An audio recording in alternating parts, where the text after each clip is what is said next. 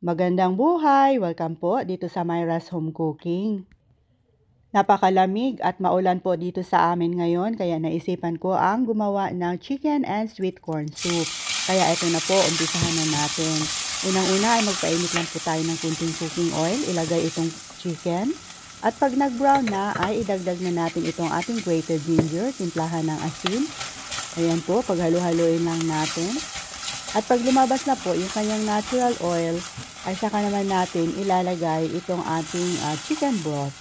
Pwede din naman tubig, tunawin yung Knorr cube, chicken Knorr cube. Ayan po. At maglalagay tayo ng isang lata ng cream corn. Pwede din naman na fresh sweet corn yung ilalagay natin. Mas masarap nga yun dahil mas malasa at matamis. So, ayan. Paghalo-haloin lang natin dahil namumuo pa. At hayaan lang nating mag-simmer ng mga about 10 minutes. So, timplahan muna natin ng asin at paminta at kunting sugar. So, ipagpatuloy lang po ang pagluto hanggat sa kulong-kulo na po ito. Ayan, kumulo na. Saka ilalagay natin itong ating naitunaw na cornstarch. Paghalo-haloin lang hanggang sa medyo lumapot na po itong ating soup.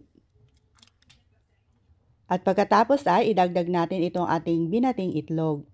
So, isang egg lang po yung ilalagay natin. Yan, stir lang po.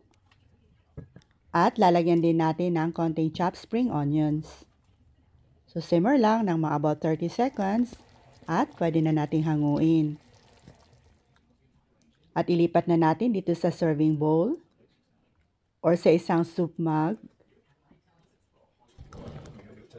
Siyempre, para sa ating presentation, lalagyan din natin ng konting chopped spring onions.